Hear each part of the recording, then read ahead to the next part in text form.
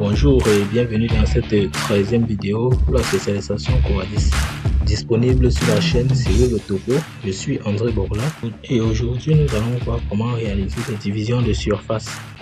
N'hésitez pas à liker la vidéo s'il vous plaît, vous abonner et activer la cloche de notification.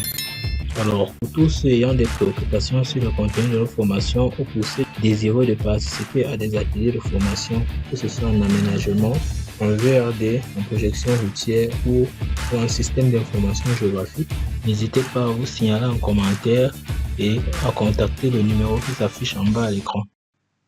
Alors, avant de commencer notre division de surface, sachez qu'il n'existe pas de réglementation unique concernant la division de surface, que ce soit sur les normes géométriques ou alors sur les normes juridiques.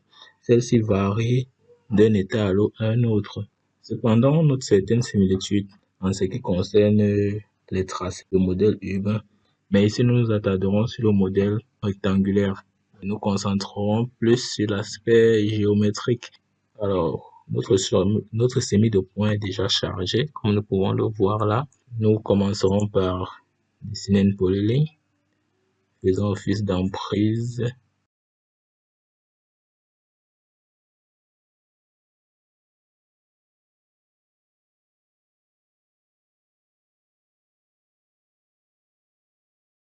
Voilà, notre MNT a été calculé. À noter que lorsque vous voulez réaliser une division de surface correcte, vous devez prendre en compte les latitudes lors de la construction des voiries.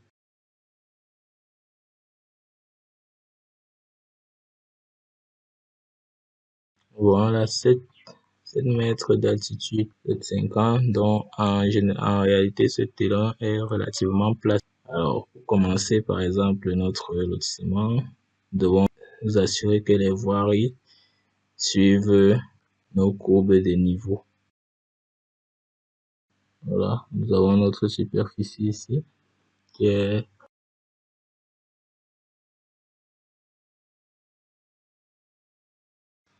nous allons créer donc des voiries par décalage.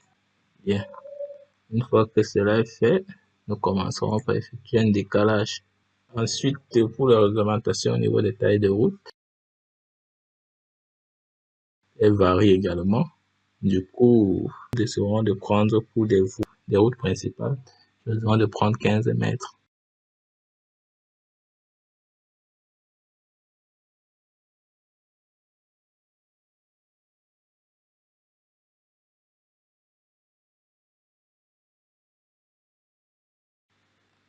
Voilà.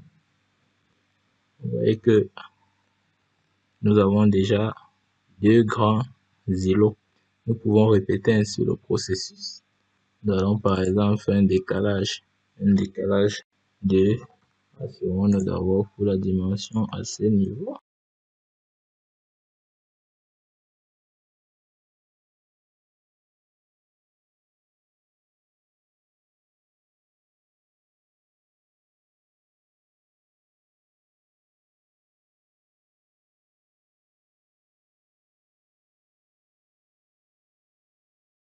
Ici, nous prendrons 8 comme voie secondaire, par exemple.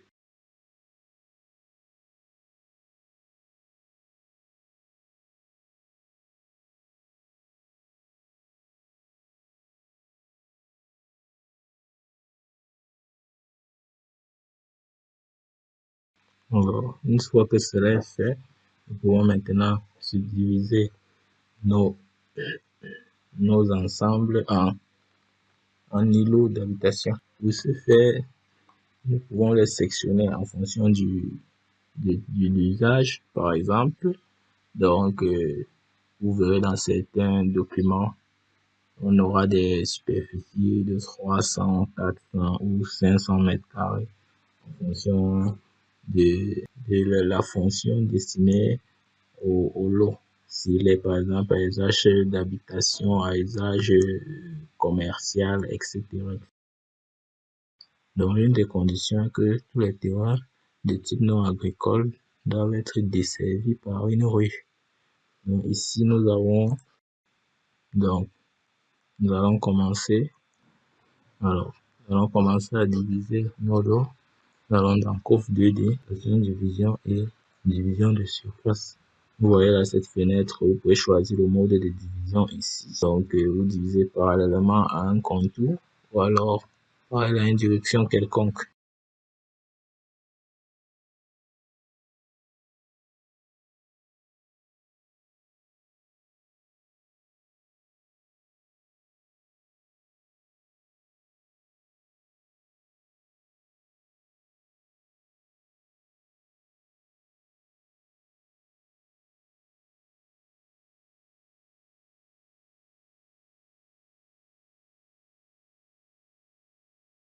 Nous allons dire, prenons par exemple 7000. Choisissons par quel côté nous voulons. Nous avons eu une division là. Donc d'ici cet espace-ci vaut 7000.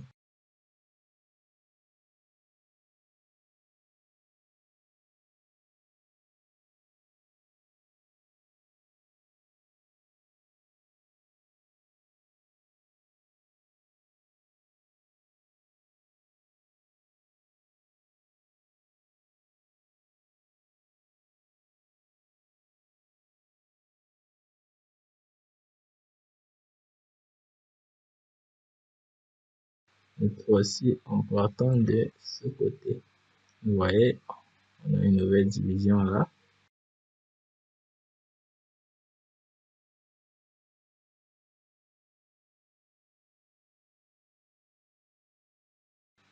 Et cette fois-ci, je vais décider par exemple de faire un 500.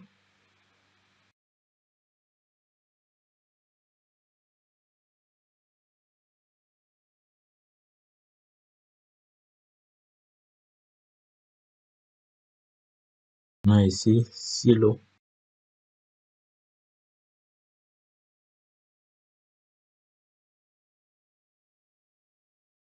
Vous voyez qu'on a bien 500 là.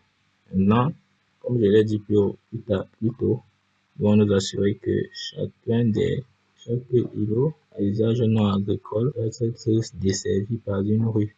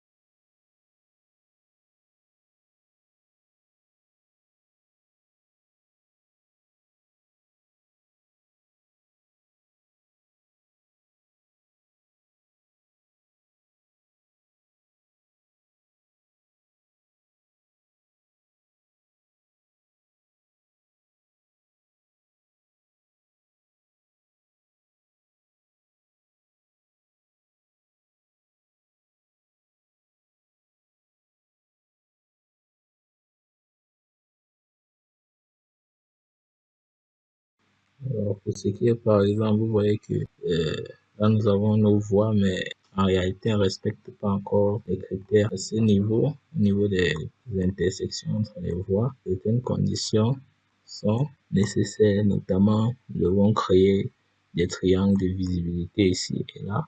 Donc, vous pouvez utiliser un chanfrein droit ou alors un raccord. Donc, nous pouvons prendre par exemple une distance de chanfrein de 5 ou 6 mètres. Là, nous allons prendre 6 mètres.